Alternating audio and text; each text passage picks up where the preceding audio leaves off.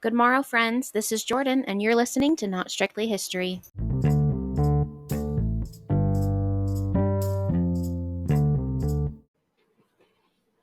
Hello, everybody, and welcome back to yet another episode of Not Strictly History. This week, we are back for part 2 of, that's right, Joan of Arc. And I hope that all of you didn't have too hard of a time waiting a whole week for this part 2 because we left at quite I'm not going to call it a cliffhanger because you all know what happened, but it was quite the moment. Now, just a little bit of housekeeping. As you may or may not be able to tell, I've got a teeny bit, the slightest bit of a seasonal illness happening. And I'm trying not to say it out loud because I'm not manifesting that sort of thing. That's not what I'm here for. But I woke up this morning and did not feel great at all. So I took a sick day from the old work. I got a lot of rest. I drank a lot of fluids. I took a lot of Dayquil. And here's to hoping that it doesn't get any worse than it sounds at the moment. So, just so you know, that's what's going on over here. My voice might sound like a little bit more deep and husky than usual. I don't have a deep or husky voice by any stretch of the imagination. Anyway, hello everybody. It's great to be here with you today, and I'm really excited to do part 2 of Joan of Arc. Now, I feel like I had something else to say. Um, I don't think I do though, actually. Do I? Oh, you know what's happening? What's happening is that this is the intro, and this is usually where I like ramble for several minutes about like what we're doing here and how we came to this episode. And I'm just feeling lost because this is part 2.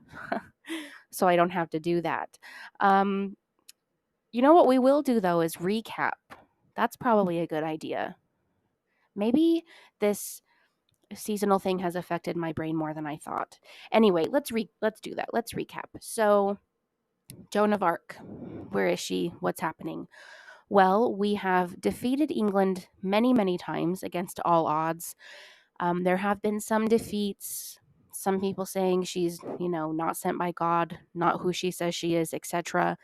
And then she was very unfortunately captured by the Burgundian forces and then handed over to the English, who decide that it would be a really cool idea to put her on trial for heresy. And again, King Charles, who supposedly was her friend. I mean, that's okay. You know what? I'm going to say that because here's the okay, you know what? We'll get into this later probably. King Charles, who she helped coronate, did not attempt to save her. That's part of our summary.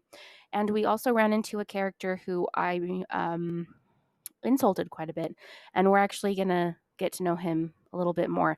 And you know what? I actually thought of more insults for him this week. One of them was, if you've ever stepped on a Lego, he was not only the Lego, but the person who put the Lego under your foot. That's the insult that I came up with this week. Thank you. So, we're all caught up. Joan has been handed over to the English. Nobody's coming to save her. What happens next? Well, come with me and let's find out.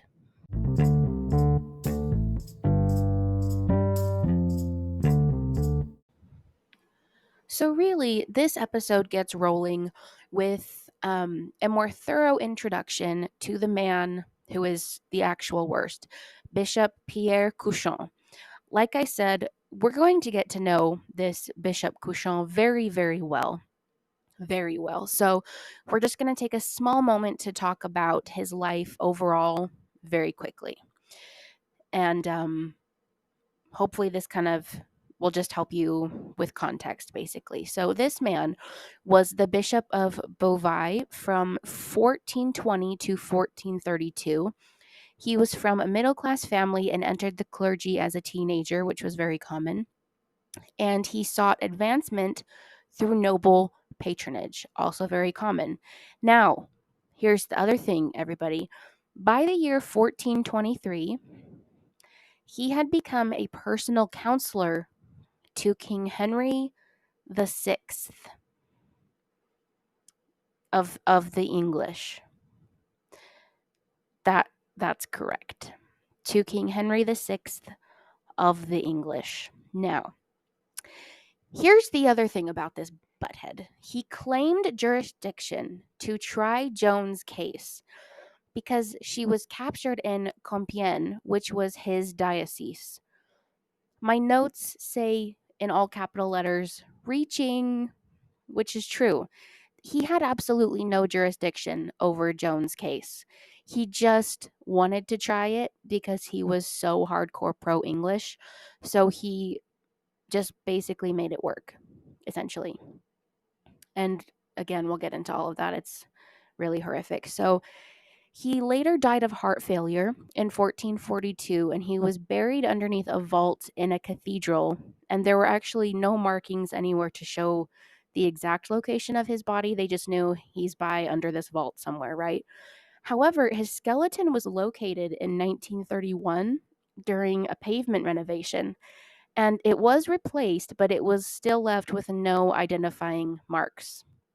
Because we love the salty French, who 500 years later, we're still not okay with what a dick he is. So we love that.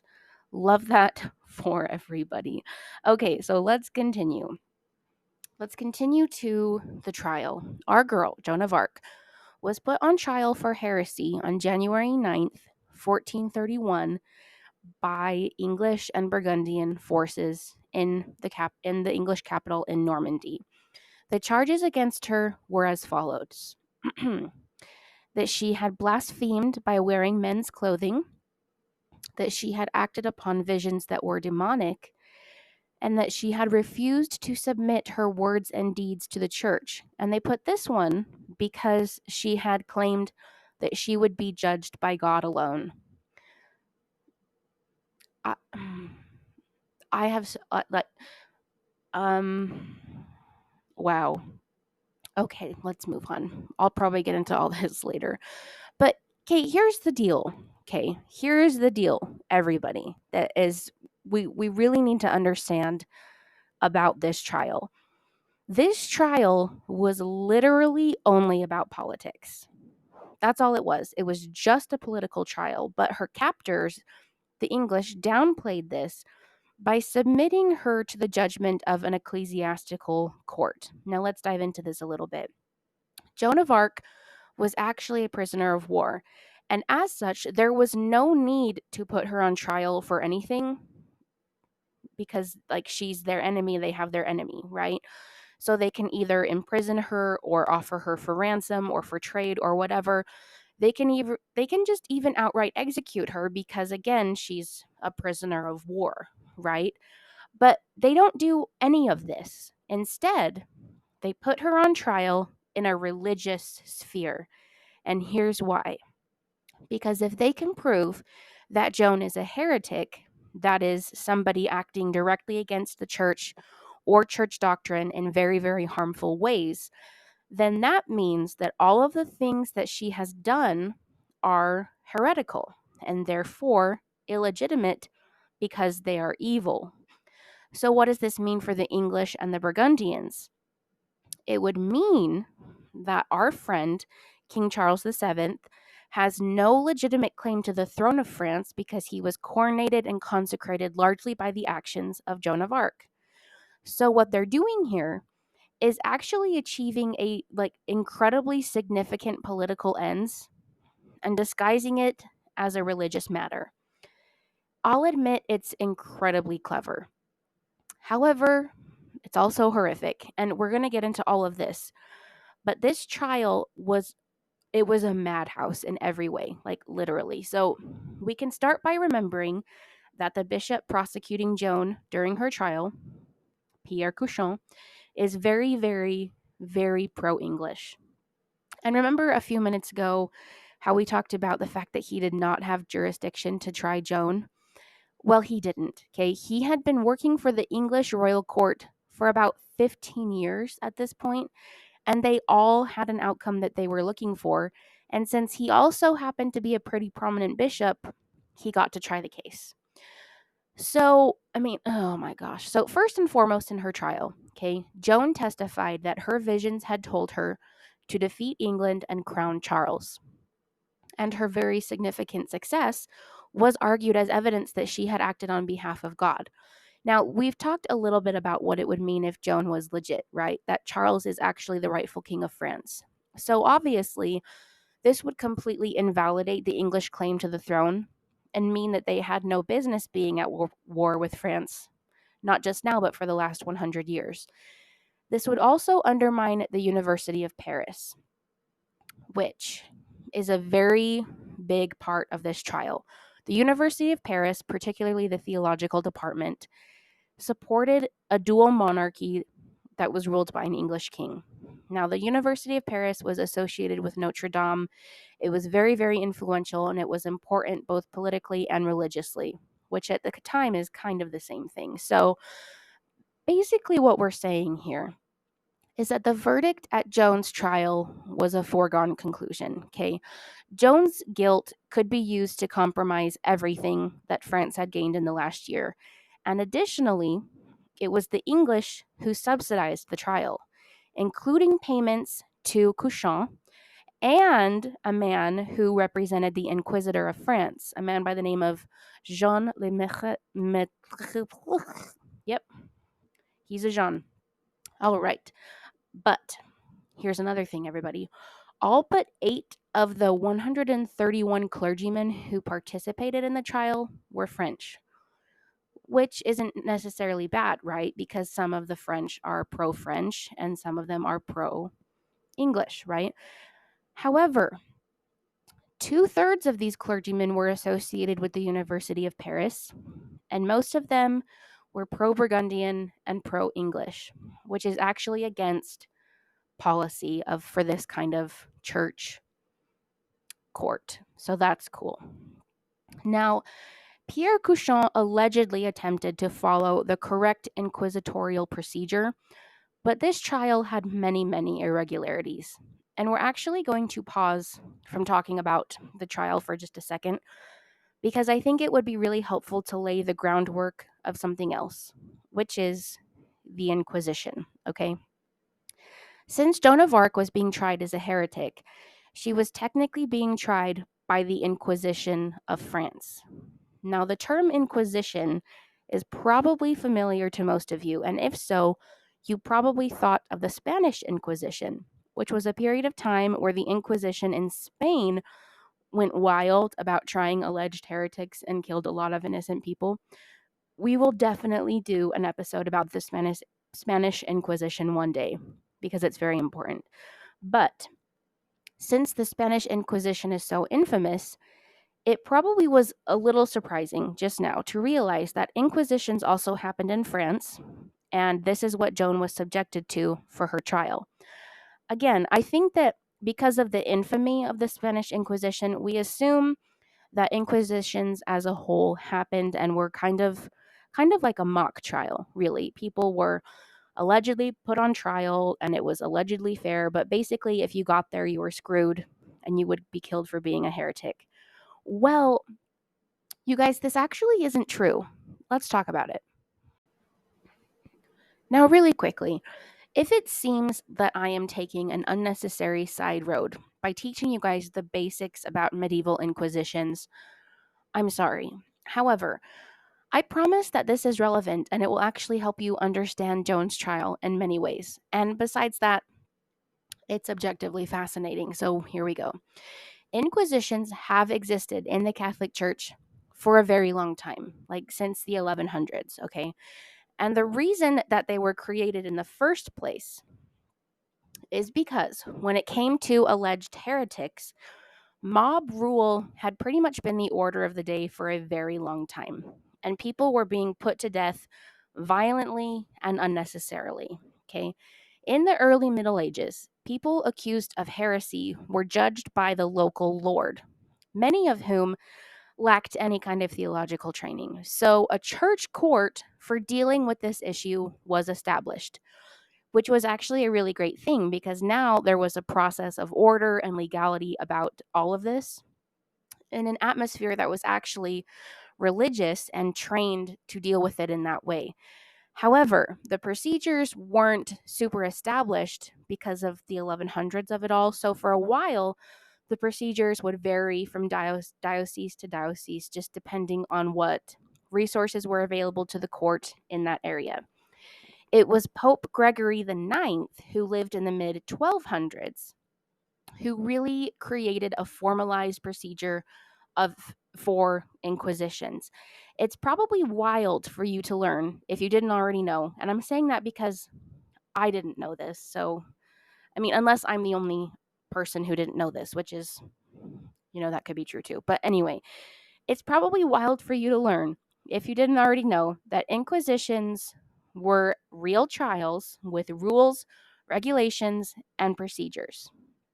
And if you're like me, it will probably become as an even greater shock to you that when it came to an inquisition, the first avenue was always to just teach the accused more about the gospel or church doctrine.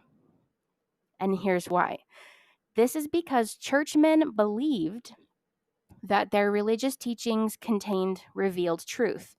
So the first stage of any inquisition was just something called persuasio, which was really just talking with the accused, perhaps debating certain questions, preaching the doctrine to them all in order to present to the accused heretic a better explanation of church teachings. Now listen, guys. This approach often was very, very successful, and the accused heretic would pledge to mend their ways and go on with their life, and they would actually mend their ways. And I think that this is really, really powerful for us to learn about because if you think about it for like just a second, it makes sense. It makes so much sense that a lot of people would be accused of quote unquote heresy, maybe because they just didn't understand a lot about their own religion. I mean, most sermons were given in Latin. Sometimes common people couldn't even go to church. Like, they believed in this religion. This is their religion. This is their church. Like, this is their life, People aren't at this time, like, they're just not going about trying to bring down the church, right? Sometimes they just didn't completely understand it. So when they were accused of heresy, sometimes all that was needed was for the churchmen to be like, hey, um, here's a little bit more of an explanation of what's happening. And the people would be like, OMG, I didn't know this. Thank you, churchmen, for teaching me more about my religion. And everybody would just go happily on their way. Isn't that insane? It is. Thank you. So once the Inquisition was established and the procedures were formalized, the amount of people being executed for heresy dropped dramatically, okay? According to the historian Thomas Madden, quote, "The Inquisition was not born out of a desire to crush diversity or oppress people. It was rather an attempt to stop unjust executions. Heresy was a crime against the state. Roman law in the Code of Justinian made heresy a capital offense." He continues, quote, "The simple fact is that the medieval Inquisition saved uncounted thousands of innocent and even not so innocent people who would otherwise have been roasted by secular lords or mob rule."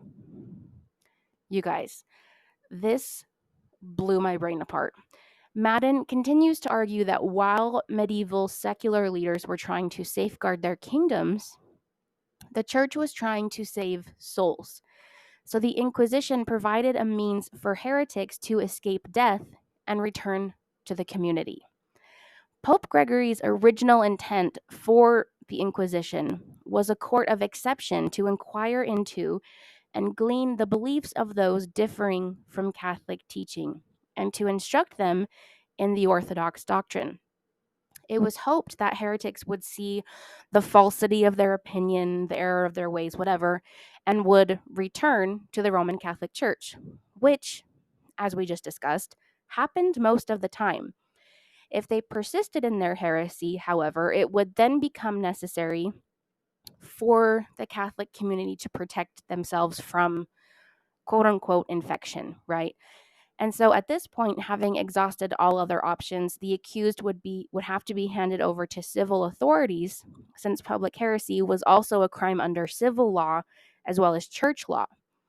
Then the secular authorities would apply their own brands of punishment for civil disobedience, which at the time included burning at the stake. So, you got, like, this is wild, you guys. So now that we know a little bit more about inquisitions in general, let's go back to Joan and apply what we've learned, basically. So obviously, Joan was being tried by the Inquisition of France. However, I have however written in bold letters, everybody. However, the Inquisition of France did not initiate Joan's trial, and it was reluctant to try her the entire time because, why? She was a prisoner of war, and it was not a religious issue. But, as we discussed, the secular sphere brought Joan to trial in a religious sphere in order to justify their actions because, again, as we've discussed, ascribing a diabolical origin to her actions would further ruin her and bolster the morale on their own side. So, when it comes to Joan's trial specifically, it probably does not surprise you that when it comes to the inquisitorial standards and procedures, there were some irregularities, okay? So here's some of those. Let's just give a few examples. Joan should have been in the hands of the church during the trial, because religious trial, and also guarded by women. This is a standard procedure. Instead, she was imprisoned by the English and guarded by male soldiers. Not cool. Contrary to canon law, church law, Couchon had not established Joan's infamy before proceeding with the trial. Now, here's the thing. I did find some sources that said he did, and some sources said he didn't. We can go into all of that. But for those of you who may not know, canon law, church law, it's just church law. Canon law is a set of ordinances and regulations made by an ecclesiastical authority for the government of a Christian organization. It's just internal ecclesiastical law, operational policy governing the church, okay? Another thing that is not kosher with her whole trial, Joan was not read the charges against her until well after her interrogations began. So that's not cool. Procedures were well below inquisitorial standards. They subjected Joan to lengthy interrogations without legal counsel. Again, that's kind of a non. I think my brain's having a hard time. It's just not cool, okay? One of the trial clerics actually stepped down from the trial because he felt that the testimony was coerced and intended to trap Joan. Weird. Another challenged Couchon's right to judge the trial and was put in jail for it. That's not sus at all. And there is also evidence that the trial records were falsified. During the trial, 3 notaries independently recorded the proceedings and collated them each day following the sessions. They were originally written in Middle French, then translated into Latin 4 years later. 5 copies of these were made, 3 of which still exist today. So trial number 2, which we'll get into, actually produced additional information about the details behind the scenes of all the activity during trial number 1. The 115 witnesses in this trial included many clergymen who had served in trial number 1, who had vivid memories of incidents not recorded in the original trial transcript. Imagine that. And they described how the English government had manipulated the whole thing. Wild. It's just wild, guys. So the procedures of an inquisitorial trial. Let's go over this. Preliminary investigation into the life of the suspect was number 1, which meant that there would be a collection of any evidence about their character, including witness testimony, which could then be followed by the interrogation of the accused. where they could be compelled to provide testimony, which could then be used against them in the subsequent trial. So we love that. So the first order of business of the Inquisition was to inquire into Joan's character and habits. A virginity examination was conducted again and overseen by the Duchess of Bedford. And here's the thing, her virginity was once again confirmed. And you guys, I am truly, truly shocked that they did not lie about this. Honestly, I'm wildly shocked about this. Okay, at the same time as all of this is going on, representatives of the Inquisition were sent to Domremy to inquire further into Joan's life, habits, and virtue. For those of you who don't remember, Domremy is Joan's home village. And several witnesses in her home village were interviewed. And literally nothing could be found against Joan to support any of the charges against her, which is actually kind of insane. Like, she's like, okay, I'm stuttering because I do that when there's a lot going on. Okay. They go to her home village. She is a girl in medieval France, and they can't find anybody willing to say anything against her. It's actually it's actually insane. Okay. So a man by the name of Nicholas Bailey, he was the man in charge of collecting all of this testimony. And he said that he had, quote, found nothing concerning Joan that he would not have liked to find about his own sister. Yeah, that's correct. So Couchon was very, very angry about this because obviously he wanted something he could use against Joan. So he accused Bailey of being, quote, a traitor and a bad man, and then refused to pay him his promised salary, which, that just about checks out.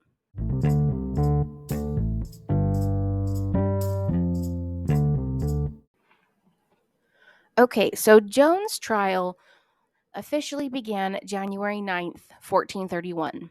Let's jump to the next month, February 20th. On this day, Pierre Couchon wrote a letter summoning assessors and others to appear the next morning for the first public interrogation session of Joan of Arc. The chapter at the Cathedral of Rouen had given Couchon a grant of jurisdiction within the city for the purpose of conducting Joan's trial. He wouldn't have been able to otherwise because, why? Can I get it from the back row? Thank you. Because it was not his jurisdiction. So why did they have him do it? Weird. It's okay. Also stated in this letter, Joan was, quote, vehemently suspected of heresy, and that, quote, rumors of her acts and sayings wounding our faith had notoriously spread. Okay, please. So we talked a little bit about this earlier. The necessary requirement to bring charges of heresy against anyone, there's this thing called diffamiato, or defamation, or establishing the infamy of the accused. Basically, they had to prove that their actions against the faith were far-reaching and had impacted many. Now, allegedly, writing all of this down in the letter was enough to establish that. Question mark? I don't really think so. So that's why some sources say, no, he did establish her infamy, and other sources are like, actually, no, he didn't. So I'm on the side of, no, I don't think this is enough to establish her infamy, but whatever. I'm not an inquisitor. So also in this letter, Couchon alluded to the expected absence of the vice inquisitor, our friend Joan, whose last name I couldn't pronounce, and his presence was actually required by canon law in order to validate the proceedings. So one witness at trial number 2, many years later, stated that this Jean man had to be threatened in order to ensure his attendance at trial number 1. The inquisitor at trial number 2 declared all of these points to be violations of the church rules, because they were. Weird. So in response to this letter from Couchon, this summons, the priest and the bailiff, same dude, priest and bailiff, reported that Joan had agreed to appear in court, but that she requested An equal number of French ecclesiastics as English. This was also a church rule. She was also requesting to be allowed to hear Mass. So, like, my friends, Joan is literally just requesting a fair trial, and she wants to go to church. That's it. However, one of the prosecutors forbade Joan from attending Mass, citing, quote, especially the impropriety of the garments to which she clung. And that's recorded in the trial transcript. Her clothing increasingly became an issue as the trial progressed. Why, you may ask? Because the tribunal failed to find literally any other grounds for conviction. That's why. So the trial began with the writing up of 70 articles against Joan, and this was later summarized in a 12-article indictment at the end of the trial. And you guessed it, many of these had to do with the whole clothing fiasco. Okay. Let's talk interrogations, friends. We have a lot of good information behind, about what Joan's trial was like. But in order to really paint a picture for you, we're going to spend some time talking about her interrogations, which we have records of because, if you'll remember, extensive notes were taken. And Joan showed tremendous control during the trial. It's insane. She required her interrogators to, number one, ask questions sequentially rather than simultaneously, just not talk over each other. Wild. She also asked them to refer back to their records when appropriate, so she wouldn't answer a question more than one time, and to also end the sessions when she requested. She is just, oh my gosh, you guys, I love her so much. So, witnesses at this trial number one, were very impressed by how Joan answered questions. Now, for example, that guys, this part, like the way that she handles this is out of this world. Okay, so at one point in her interrogations, Joan was asked if she knew that she was in God's grace. Now, this was a trick question because church doctrine said that nobody could be certain of being in God's grace. So, if she said, yes, I know I'm in God's grace, she's guilty of heresy. But if she says, no, she's basically confessing her own guilt. But this queen, this amazing woman responded that if she was not in God's grace, she hoped he would put her there. And if she was in God's grace, she hoped to remain so. One of the court notaries of her trial testified later in trial number 2 that the interrogators were stupefied by her answer, just completely stunned. Because they were like, oh, we're just going to try and trip her up, blah, blah, blah. And she was like, excuse me, watch this mic drop. That's exactly what happened. So Joan was also shown the instruments of torture to convince her to submit.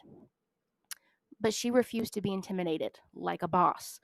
Couchon then met with 12 assessors, which are just clerical jurors, to vote on whether or not she should be tortured, and the majority decided against it. So we're going to dive even deeper, my friends, into these interrogation sessions for a few minutes. There were 15 total interrogation sessions. Pretty unnecessary, if you ask me.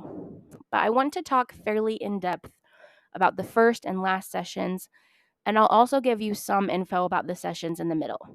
Okay?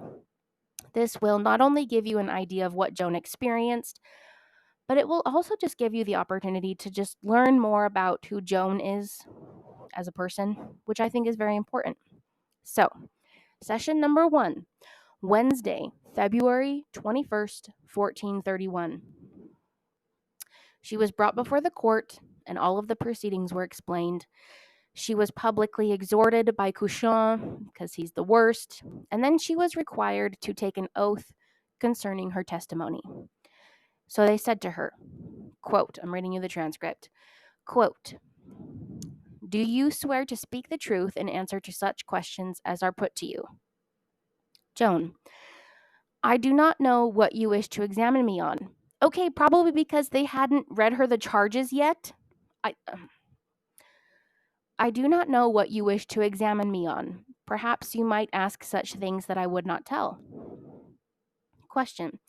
Will you swear to speak the truth upon those things which are asked of you concerning the faith which you know? Joan. Concerning my father and my mother, and of what I have done since I took the road to France, I would gladly swear to tell the truth. But concerning my revelations from God, these I have never told or revealed to anyone, save only to Charles my king, and I will not reveal them to save my head. I love her so much. And the court returned to this matter of her taking an oath many times in later sessions. And she was asked many times, like basic questions about her upbringing. She said that she was taught all the standard Catholic prayers, the Lord's Prayer, a Hail Mary, and the Apostles' Creed. When she was asked to recite the Lord's Prayer, she said that she would only do so if she were allowed to be heard in confession, which is, again, a pretty hardcore answer. She was also admonished for her previous escape attempts, and she was told that it would result in an automatic heresy conviction if she escaped or attempted to escape again. However, Joan just outright rejected this. She said that she had never given an oath on this matter to anyone, on the matter of escape. And she added, quote, "It is true that I wished and still wish to escape, as is lawful for any captive or prisoner." You guys, you guys, you guys. So, like, you got, like, oh my gosh. They're like, this is so fantastic, okay? Because they're just like threatening her left and right. And left and right, she's just throwing laws and facts right back at them. Just, it's beautiful. It's beautiful. Like, they're like, well, you're a heretic because you tried to escape. So if you try it again, then you're a heretic. And she's like, LOL, no, because that's the right of anybody who's imprisoned. And they're like, OMG. It's crazy. So, okay, I'm geeking out really hard. Let's talk about some general things about the middle sessions, okay? In regards to questioning, she said that her voices had told her to, quote, answer boldly and God would comfort her. So at that grace question that we talked about earlier, that the court was stupefied at her response, one assessor actually protested this question. They said that it was a very grave question and that she was not actually required to answer it. Couchon then turned to this guy and yelled, "It would have been better for you if you had kept your mouth shut." Imagine telling on yourself like that.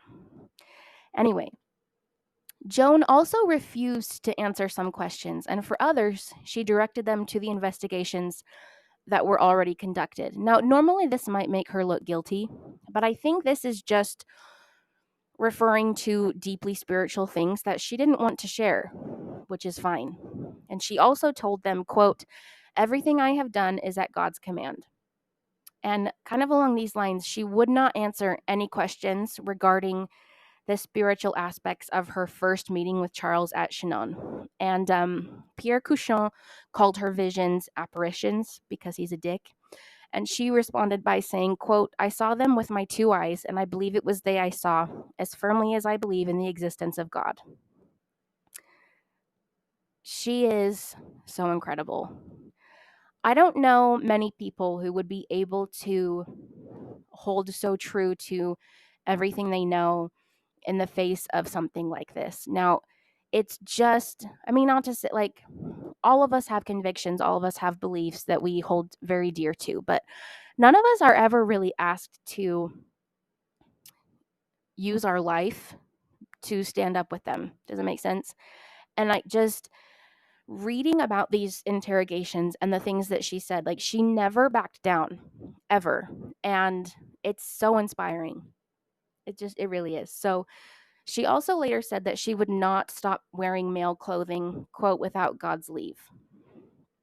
And when she was asked about the escape attempt where she jumped into the moat and was wounded, she said that she did this because she would, quote, rather surrender her soul to God than fall into the hands of the English, which is, that's real. So after the 6th session, the interrogations began to be held in her prison cell, with only a handful of assessors present. Can anybody say that's not kosher? That's against the rules? Thank you. So here's a quote from Joan.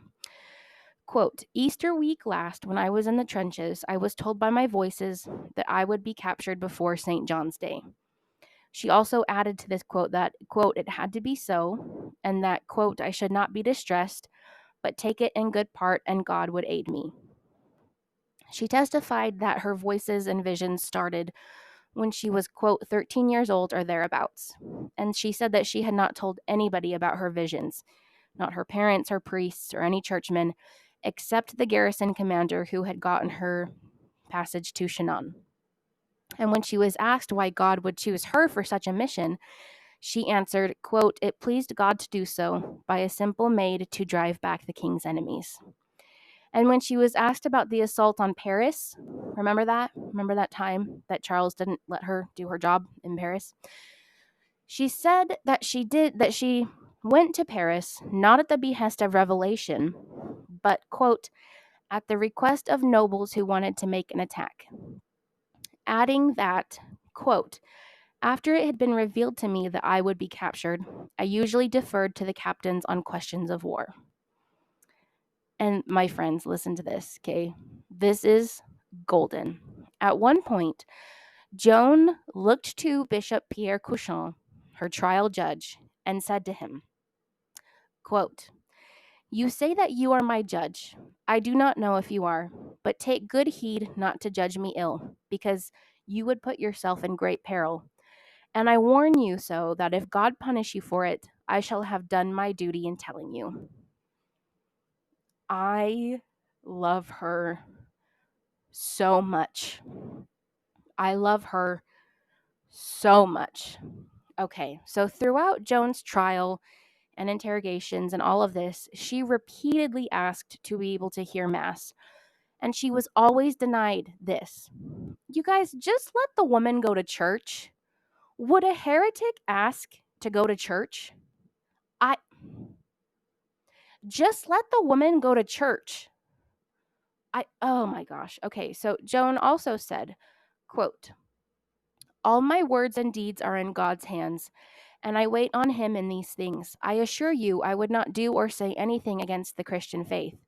If I had said or done anything, or if there were anything on my body that clerks could say was against the Christian faith the Lord established, I would not uphold it, but would reject it. Which, yeah, I think we can safely say that that's true. So let's talk about the very last session. Session 15, Saturday, March 17th, 1431. Fun fact, everybody, Joan had also been accused of witchcraft. How original. Wow.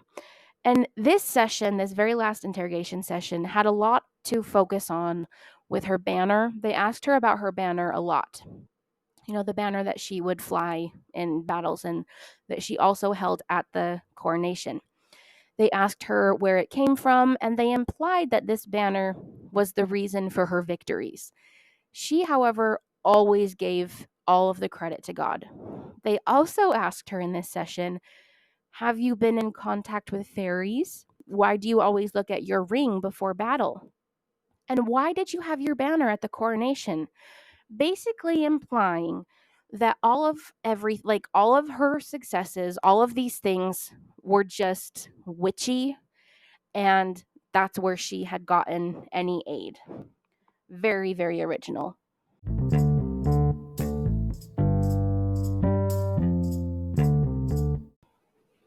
Okay, so we are in early May of 1431. Bishop Couchon asked the University of Paris to deliberate on the 12 articles summarizing Joan's accusation of heresy. They proceeded to approve the charges, and Joan was declared guilty of heresy. On May 23rd, she was formally admonished by the court, and on May 24th, she was taken for public condemnation. She was taken to a scaffold in a cemetery next to a church, and she was told that she would be burned immediately if she did not renounce her visions and agree to stop wearing men's clothing. As Couchon began reading Joan's sentence, she agreed to submit. She was presented with an abjuration document, which is basically just her agreement that she's going to stop all the things they're accusing her of, right? So this document included an agreement that she would not bear arms or wear men's clothing anymore. It was read out loud to her, and she signed it. And again, an abjuration is to renounce by oath. The abjuration also included, again, a part about her clothing. So she exchanged her clothes for a woman's dress, and she had her head shaved. I feel like this is a humiliation thing, personally. I couldn't find anything about why her head was shaved, but I feel like that's probably what it was. She was then returned to her cell and kept in chains rather than being transferred to an ecclesiastical prison. Again, no, that's not that is not correct. So, witnesses at the later trial number 2, testified that during this time, Joan was subjected to severe mistreatment and many rape attempts, including one by an English noble. Does not surprise me. Then, her guards placed men's clothing in her cell and forced her to wear them. On May 28th, she is said to have recanted her abjuration, or she is said to have, quote, relapsed. Now, there's a part in inquisitorial procedures which states, quote, only those who have relapsed, that is, those who having once abjured their errors returned to them, could be condemned to death by a tribunal of the Inquisition and delivered for death. Having signed an abjuration document, everyone, Joan was technically no longer an unrepentant heretic, so she could only be executed for heresy if she was convicted of quote-unquote relapsing into heresy, which would include wearing men's clothing again, which she was doing because the guards took her dress away from her and only gave her men's clothing. So let's okay, the time has come. Let's do it. Let's talk about Joan's clothing, because I found another source all about her clothing and it has some interesting insights, okay? Eyewitnesses later said that Joan had told them she was wearing men's clothing and keeping it, quote, firmly laced and tied together, because the tunic could be tied to the long boots to keep her guards from pulling her clothing off during rape attempts. Joan was first condemned to life imprisonment because she signed the abjuration.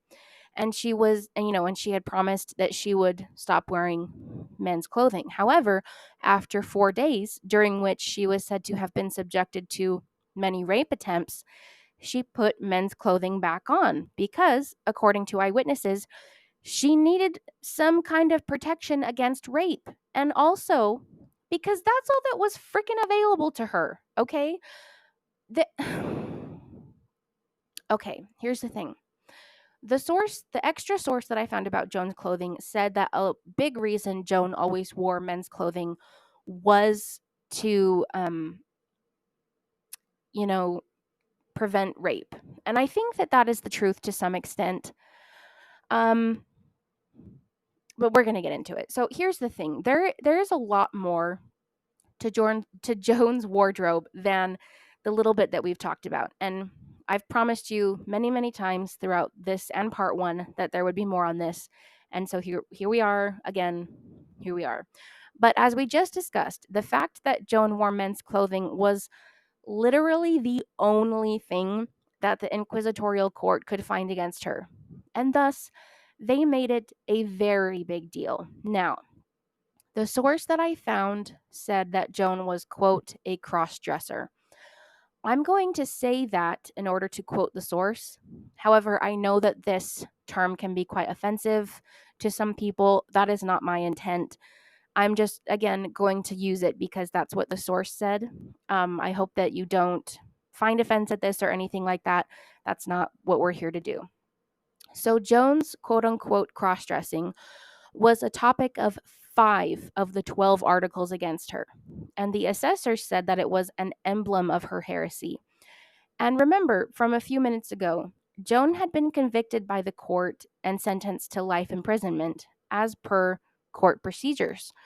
Her final condemnation later, their justification that she had relapsed and thus her eventual execution, all came about because she started wearing men's clothing again. From her very first journey to Chinon to her abjuration, Joan of Arc wore men's clothing, and she also cut her hair short in a male fashion.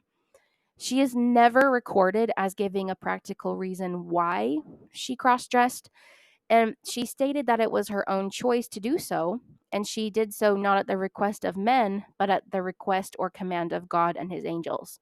And she often said that she would return to wearing women's clothing when her calling was fulfilled. So I feel like there's a lot of explanations going on there that are perfectly justifiable, but okay. Her wearing of men's clothing was eventually used as the reason to justify her execution. But here's the thing. The church's official position on this was actually pretty unclear. In general, cross-dressing was seen as a sin, but there had never been any kind of agreement or formal issuance on the severity of that sin. In fact, legendary Christian theologian Thomas Aquinas wrote in the 1200s that women could wear men's clothing sin-free on two conditions: to hide from their enemies, and if no other clothing was available. Now listen to me, guys. Thomas Aquinas was a really big deal. So they definitely would have known about this. Okay, the churchmen would have known about these exceptions. And if you'll remember, Joan had worn men's clothing for both of those reasons: to keep her safe from her enemies and in prison when her dress got taken away. So soon after Orleans was lifted from siege, Joan's bodyguard said that Joan's clothes and haircut were just more appropriate because she was a warrior and it was simply more practical. Now, we talked a little bit about how it possibly helped her maintain her virginity by deterring rape. For the most part, I think that this is a maybe. I think it probably did function that way, but I think that its success in deterring rape was actually pretty miraculous, honestly. Again, I do not think that it's reason number one at all, but it also could have signaled her unavailability as a sexual object. I'm more into this one, really. Most of Joan's life, she was not a quote unquote cross dresser, okay? Scholars have posited that her male clothing may have functioned to emphasize her unique identity. Remember, she was known as La Pucelle, the maid, a model of virtue that sort of transcended gender roles to inspire people. Now, transcending gender roles because all while dressing as a man, Joan very much kept reminding everybody that she was a valiant woman. So it's not really about gender at all in this interpretation. It's again just about her unique identity as the maid and all that comes with that. So we need to talk a little bit about some of the outfits that she's known to have worn, because you better believe this was all read out loud to her in court in a very accusatory manner, as if she'd done like war crimes or something. So, on the journey to Chinon, she was accused of wearing a black doublet, a black tunic, and a short black cap. Oh no. She is also said to have worn breeches, a mantle, a coat of mail. Oh my gosh, it's like she was in battle or something. A doublet, hose joined to the doublet by 20 laces, tight boots, spurs, a breastplate. Oh no, like she was in war or something. A sword, a dagger, and a lance. Almost like she was in war or something. She is also described as having worn furs, a golden surcoat over her armor, and sumptuous riding habits made of precious cloth.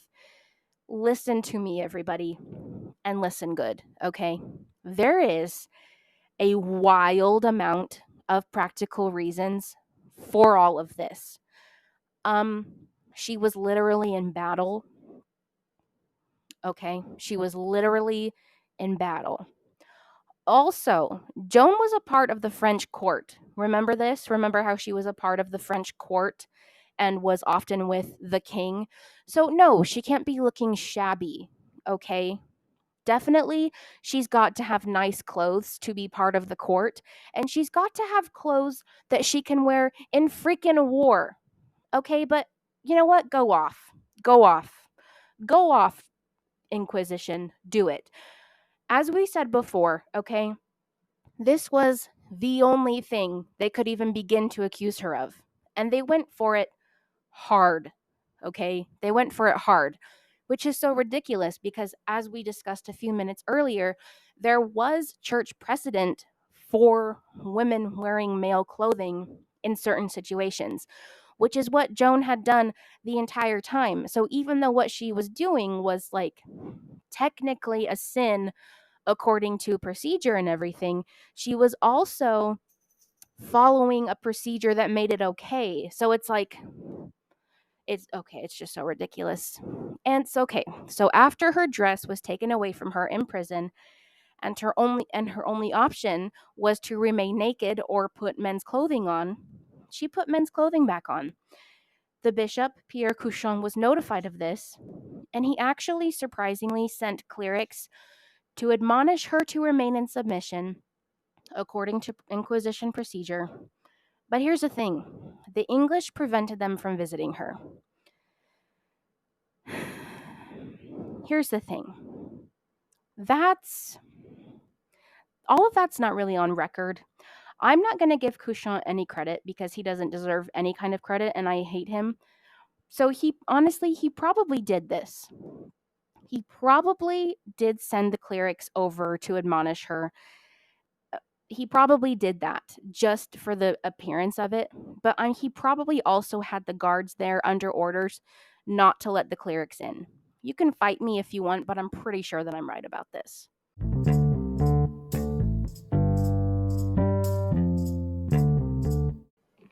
Alrighty, friends. So we have very unfortunately come to the part of the episode in which we must discuss Joan's execution. On May 28th, 1431, Couchon and other clerics go to Joan's cell, and according to the trial record, Joan said she was wearing male clothes again because it was more fitting while she was being held with male guards. Also, she said that the judges had broken their promise to let her attend Mass and to release her from her chains. She just doesn't quit. I love it so much. She then proceeded to say that if they fulfilled their promises and placed her in a decent prison, then she would be obedient. Couchon then asked her about her visions. I have a feeling he did this because, as they're talking about her quote unquote relapse with clothing, she's just coming back at him with all kinds of practical and backed up by procedure reasons for her to be doing it. And he was like, well, crap. What do we do now? So he asked her about her visions. Then Joan answered that her voices had blamed her for abjuring out of fear and that she would not deny them again. And since the abjuration had required her to deny her visions, this admission was sufficient to convict her of relapsing into heresy and sentence her to death. So on May 29th, 1431, the next day, 42 assessors were summoned to decide Joan's fate. Now listen to this, everybody. At first, 40 of them. Well, okay. Okay, let's start over because it's more powerful the other way. Listen. So 42 assessors come together to decide Joan's fate. At first, 2 of the assessors said that she should go to the secular court immediately for punishment or execution. And the rest, the 40 of them, recommended that the abjuration be read to her again and explained. Listen to me. 40 of them said, you know what, she might just be confused. Go read this to her again and we'll see. Explain this to her again. Let's give her another chance here. 40 of them recommended this. In the end, a unanimous vote that she was a relapsed heretic and should be handed to the English for punishment was brought forward. How? Literally, how? How? I don't know, but that's what happened. So the next day, on May 30th, 1431, Joan of Arc was executed, and she was 19 years old. That morning, she was allowed to receive the sacraments, which is actually pretty wild because there was a court process saying that heretics could not. She was then taken to the Old Marketplace, where she was publicly read her sentence of condemnation. Now, at this point, she should have been turned over to the appropriate authority, which in this case was the bailiff, so that she could be sentenced secularly. Because remember, according to Inquisition procedure, she's been condemned and said to be past recovery and all that because she's relapsed. So, again, according to procedure, she is to be given to the secular courts for sentencing, since heresy is also a legal crime. So at the Old Marketplace, her condemnation was read, not her sentence. Now, I'm not saying that they wouldn't have sentenced her to death, because let's face it, they probably would have. But it's just yet another example of how wildly botched all of these proceedings were. So instead of being handed over to the proper legal authorities, she was delivered directly to the army and tied to a pillar for execution by burning. She asked to view a cross as she died. She was given one by an English soldier made from a stick. She kissed it and then placed it by her chest. And then a processional crucifix was taken from a nearby church, and she embraced it before her hands were tied behind her. And this crucifix was held before her eyes during her execution. After her death, Joan of Arc's remains were thrown into the Seine River. Now, we could spend a lot of time talking about the atrocity that was the execution of Joan of Arc. And we will definitely get into some of it. But for now, while the information is fresh and possibly quite painful, let's talk about what Joan's death by execution meant for everybody involved. Because remember, we've still got a war going on. So the military situation was not changed by Joan's execution. Her triumphs had raised Armagnac morale, and the English could not regain momentum. Charles remained the King of France, despite the fact that a rival coronation was held for 10-year-old King Henry VI of England at Notre Dame Cathedral the next year. Wild. In 1435, the Burgundians signed a treaty which abandoned their alliance with England, and the war ended in 1453 with a French victory at the Battle of Castillon. The English were expelled from all of France except Calais. This was 22 years after Joan's death that the war finally ended. And maybe this seems like a long time and not super tied to Joan, but it is because when Joan happened, okay, the English were closing in hardcore, and they most likely would have won the war if it had not been for Joan of Arc. So that's really important.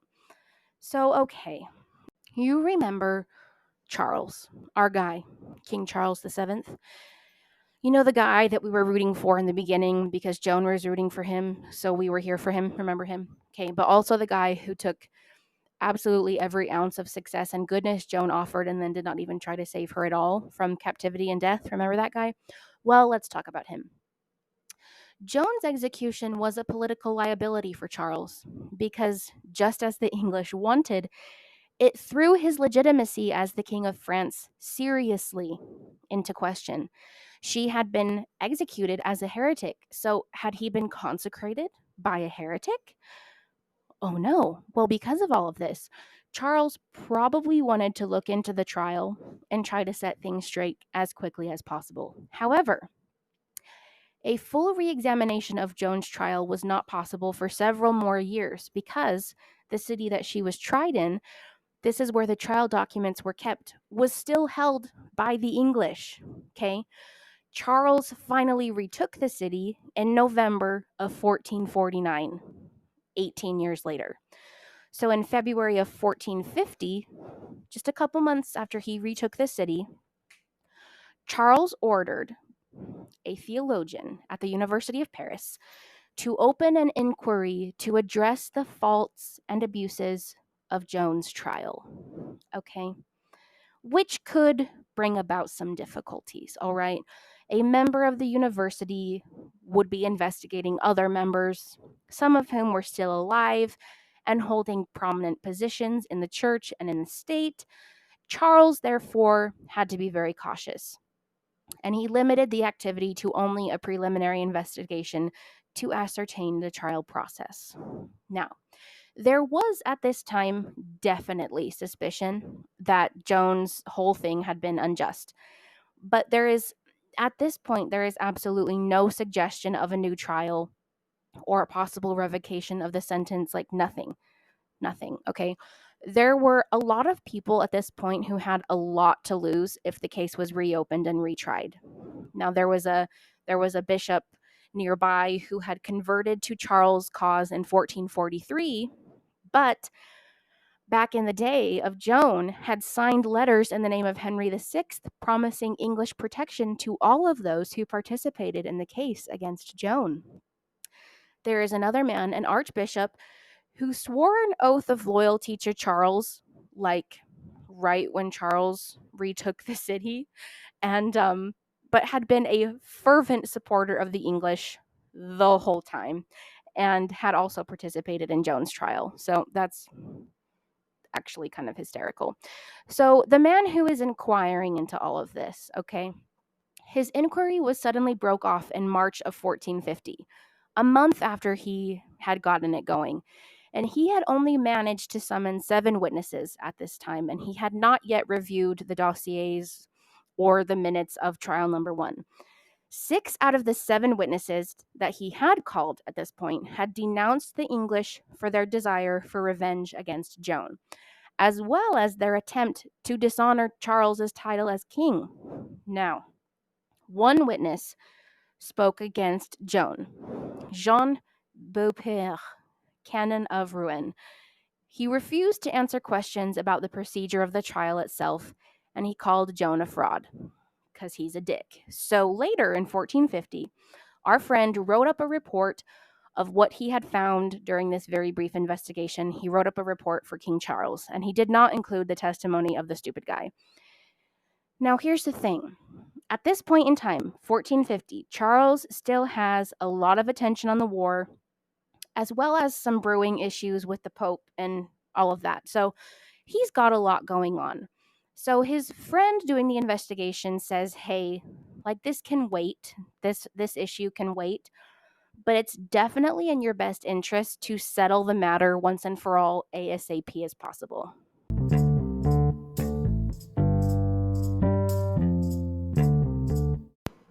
Okay, so we're going to jump ahead, everybody, to the year 1452.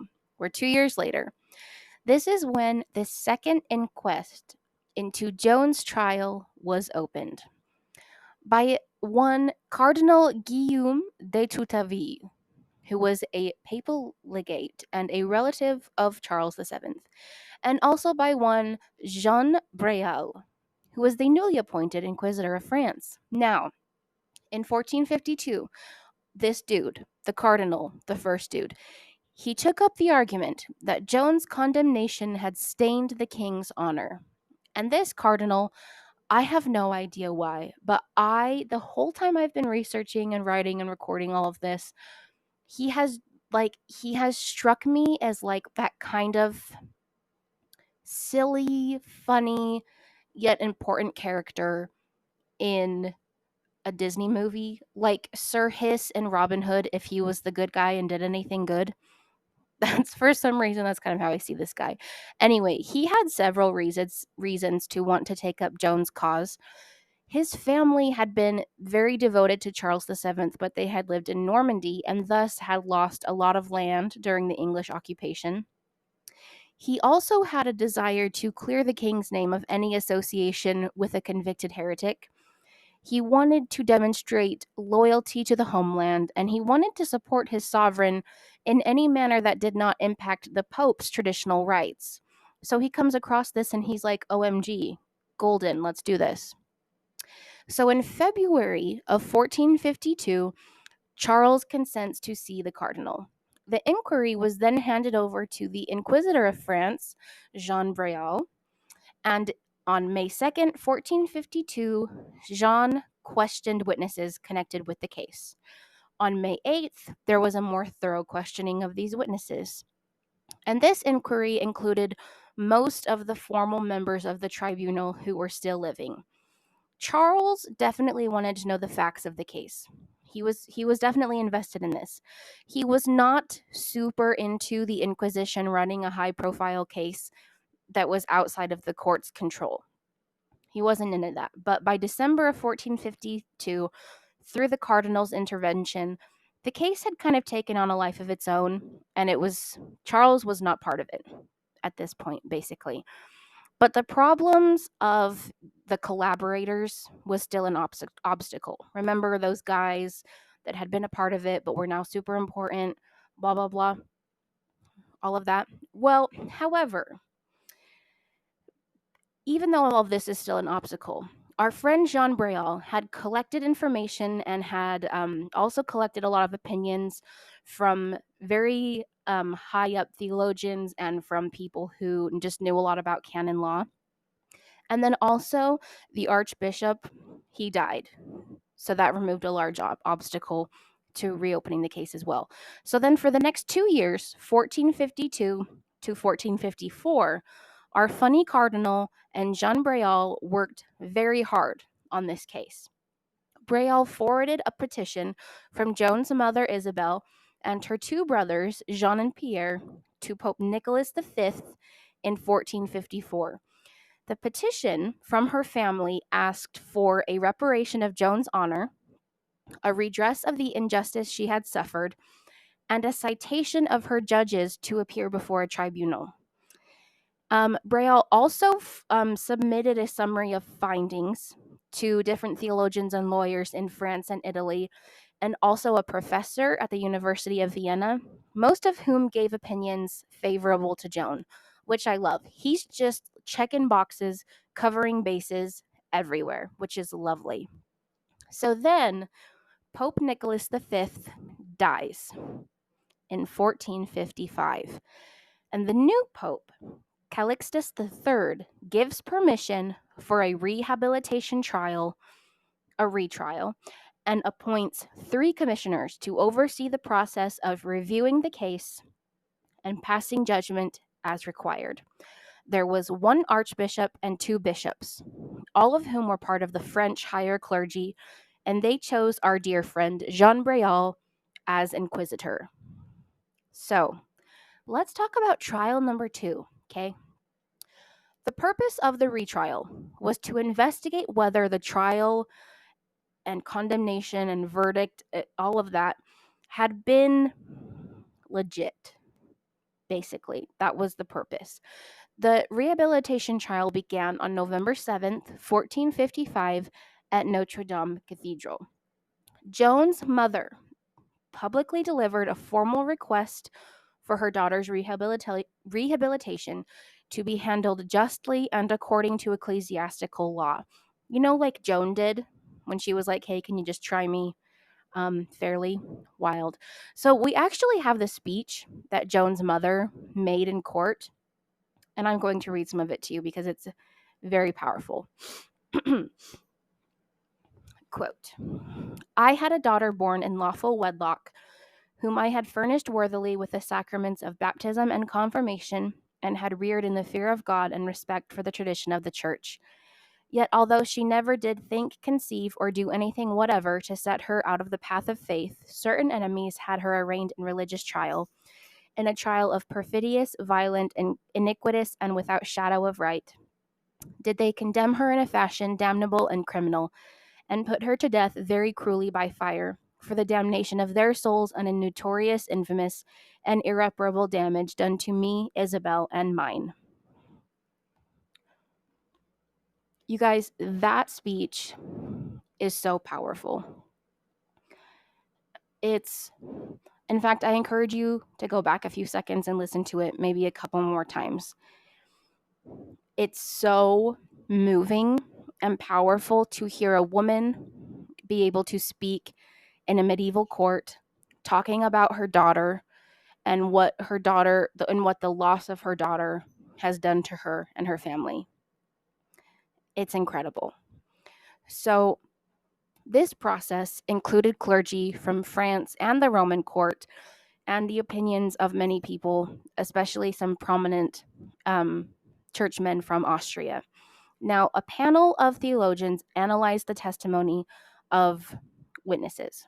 There were about 115 witnesses in trial number 2, and they analyzed all of these testimonies. Most of these testimonies they testified in regard to Joan's purity, integrity, and courage. The witnesses included many tribunal members from trial number 1, some villagers from her childhood who were still living, soldiers who had served with her in campaigns, and citizens of Orleans who had met her during the lifting of the siege. And there were also many others who testified who provided very vivid and emotional details of Joan's life. Now, as far as the formal tribunal members went, some of them were not as forthcoming under examination. They claimed to not remember the proceedings, especially whether or not Joan was tortured. They couldn't seem to remember that.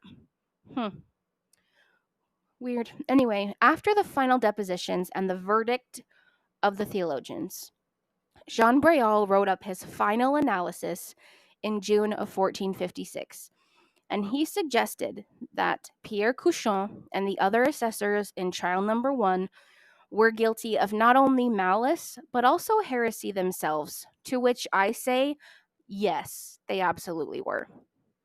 So on July 7th, 1456, the ecclesiastical court declared Joan of Arc innocent by annulling her sentence. They said that the original trial had been judged invalid due to improper procedures, deceit, and fraud. All of the charges against Joan were nullified. And they further said that Joan had been tried as a result of, quote, false articles of accusation.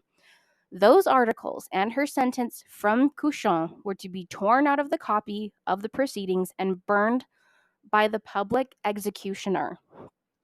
You guys, there is so much symbolism there. Think about this.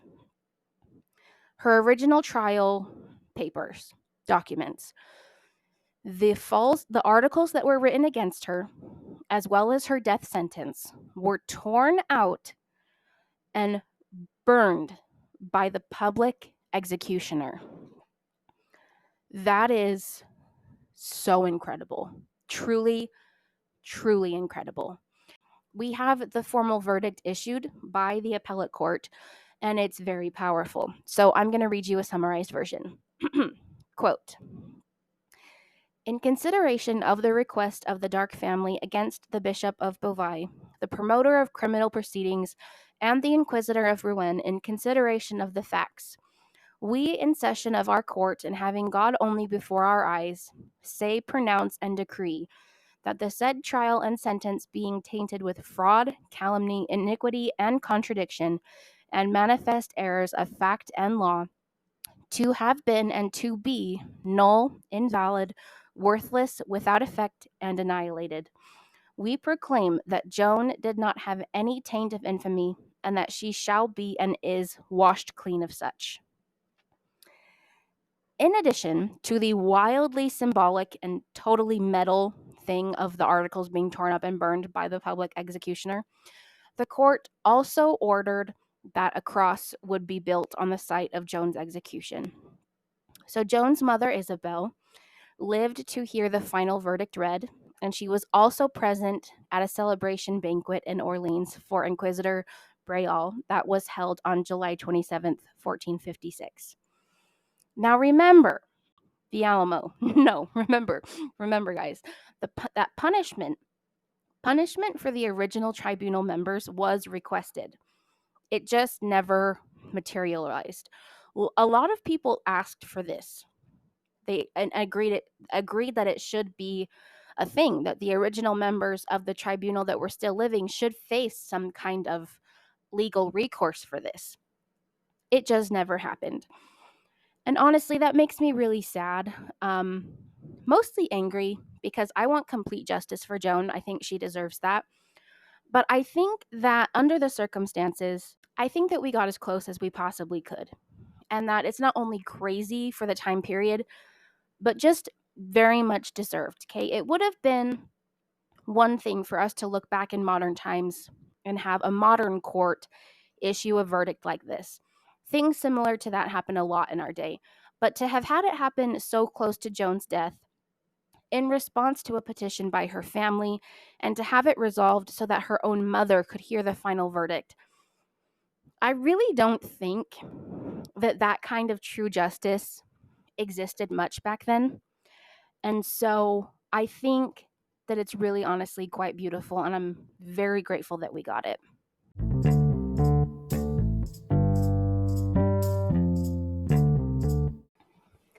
Okay, so there's a little bit more that we need to touch on here. It is really important to note that while trial number 2 declared Joan innocent and completely nullified all of the proceedings against her, there was a pretty significant thing that this trial just kind of skirted around. It made absolutely no pronouncement on Joan's orthodoxy or sanctity. It's one thing to say that she's innocent, right? But it's another thing entirely to declare that she was sent by God on a divine mission. Because at the time of the retrial, at the time that the retrial began, okay, the French are still a little bit away from winning the 100 Years' War. So politics was still risky and iffy on this subject, honestly. But here's the basic truth about Joan of Arc, my friends. Joan's visions played a key role in her condemnation and execution. Theologians of the area believed that visions could have a supernatural source. So the assessors at her trial focused on determining the source of Joan's visions. They could be divine, technically, but they could also be witchy, right? So because Joan was accused of heresy, they were really trying to prove that her visions were false, that they were not divine, essentially. The rehabilitation trial nullified Joan's sentence, but again did not declare Joan's visions or mission divinely authentic in any way. This did not happen until the year 1894, when Pope Leo XIII pronounced Joan's mission divinely inspired. Now, when it comes to Joan's visions, my friends, modern scholars have gone wild here. They have a lot of theories. They have posited ergot poisoning, schizophrenia, delusional disorder, creative psychopathy, hysteria, hallucinations from epilepsy, temporal lobe tuberculoma, maybe created details, like maybe she just created these things to appease her interrogators, all sorts of things. And all of these explanations have been challenged. But honestly, we cannot come to any kind of a reliable medical diagnosis of Joan, if there is one to give, because we're relying on notes from a trial that was designed to demonstrate her heretical nature. And these trial notes were also proven to be falsified in some ways. So there's really no way to provide any kind of diagnosis, right? Joan herself always firmly believed in the divinity of her visions and in her mission. They strengthened her confidence, they enabled her to trust herself, and they gave her hope during her capture and her trial and her execution. Now, listen, everybody. Listen to me. I am a very religious person. I've talked a little bit about my spirituality and vaguely about some of my experiences there, but I have not yet, and most likely won't, bring up my religion in our episodes because that's not why we're here. I'm here to learn about history with you. I'm here to present all sides of the story that we're learning about as much as I can. I am here in my capacity as a historian and as a learner. But in this particular episode, I think it is appropriate to just take a minute to talk about my own religiousness, spirituality, and how I feel about this whole thing. Now, I understand that as historians or scientists or academics of any kind, we have to look back on things like this and try and find some kind of explanation that makes sense on paper. And as a historian, I am more than okay with that. That's my job. I do it all the time. But in the case of Joan of Arc, I'm just going to say it. I firmly believe that she was divinely inspired. Now, I obviously have no idea what that really means or to what extent that really reaches. I'm not Joan. I wasn't there. Okay? But a peasant girl from the outskirts of medieval France made her way through enemy territory, met with the heir to the throne, lifted a siege on a major city, retook significant portions of the country, and also saw her chosen sovereign crowned. You are obviously more than entitled to your opinion. We all are. And you know what? Maybe there is a medical reason behind this. Again, there's no way for us to know. But I personally just don't think that any of the things Joan accomplished would have been possible if there wasn't something more going on there. Now, whether you're religious like me or just strictly spiritual, or maybe even nothing at all, I really don't think that it's too far reaching to, for any of us really, to say that there's something really, really special about Joan and that perhaps at the very least, she just had some kind of help. I believe that firmly. So, let's dive into this a teeny bit more, into this aspect of Joan's legacy. What is a legacy? Not going to start quoting Hamilton. A legacy is a lot of things, right? Joan of Arc is actually one of the most studied people of the Middle Ages. Now, one of the reasons behind this is because there are two different trials, and this gives us a lot of documentation about her and her life. But it's also because Joan is just spectacular in every way, right? Her public image has changed a lot over time, but it has included many, many things. It's included her being the savior of France, an obedient daughter of the Roman Catholic Church, an early feminist, a symbol of freedom and independence. It's included so many things. Her reputation as a military leader who saved France began in her own lifetime. Get this. After the coronation, a poem was written celebrating her as a supporter of Charles, sent by divine providence. And we've talked about this. As early as the day it happened, the city of Orleans has had a celebration every year. This celebration goes on to this day. Okay. Only 4 years after Joan's death, there was a play in Orleans that was performed during this annual celebration, and it portrayed her as a vehicle of the divine that liberated the city. And again, this festival continues into modern times, so get your tickets, everybody. Less than 10 years after the rehabilitation trial, when she was declared innocent, Pope Pius II wrote a brief biography on Joan, describing her as the maid who saved France. Around the year 1500, King Louis XII commissioned a full-length biography on her. Now, here's an interesting thing about the festival in Orleans. It was actually suspended in 1793 because it was the French Revolution, and Joan was a supporter of the monarchy. So they were like, no, we can't be having that. But in 1803, 10 years later, Napoleon Bonaparte himself authorized the renewal of the festival and the creation of a new statue of Joan in the city of Orleans. And he stated, quote, "The illustrious Joan proved that there is no miracle which French genius cannot accomplish when national independence is threatened." So I guess Napoleon Bonaparte did one good thing. He reinstituted the Joan of Arc festival in Orleans. So since then, Joan has been a prominent symbol as the defender of the French nation. Joan of Arc has been used in every way and by every political entity throughout French history as a rallying cry and as a symbol. She is still used by political parties in France today. She is and has always really been an important reference to the political dialogue in France and a reference to French identity and unity. Now, some of you may or may not know this, but Joan of Arc is also a saint in the Roman Catholic Church. Honestly, though, she was viewed as a religious figure in Orleans pretty much as soon as the siege was lifted. Okay, that city loves Joan, always has. It's great.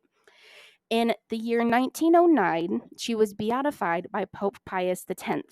Now, this means that she became a figure that you can pray to so that they can go to God on your behalf, essentially. That's a very rough translation of what that means, but there you go. On May 16th of 1920, she was canonized by Pope Benedict XV. This means she became a saint. Now, she was canonized as a virgin, not as a Christian martyr, because technically she was not executed for her faith in Christ, but for her private revelation. However, Joan of Arc has been seen as a martyr since her death because she suffered for her modesty, her purity, her country, and her convictions. Joan of Arc was 100% a martyr. I get the technicalities of it all, but she was absolutely a martyr. And more than this, Joan of Arc is actually revered and respected by many religions, which is very incredible. She was compared to female biblical heroes while still living, such as Esther and Judith.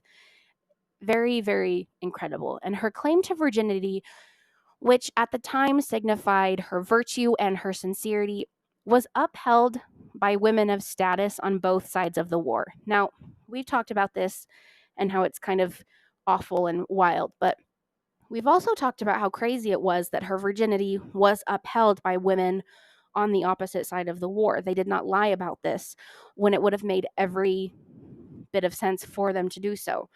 But this was upheld, which is insane and speaks and can be seen to speak a lot about Joan and who she was.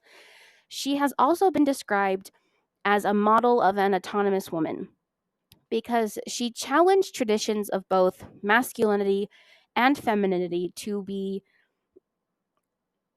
just so that she could be heard really as an individual in a patriarchal culture.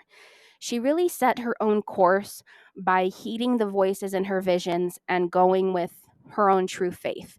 She fulfilled the traditionally male role of a military leader, but again, always maintained her status as a valiant woman.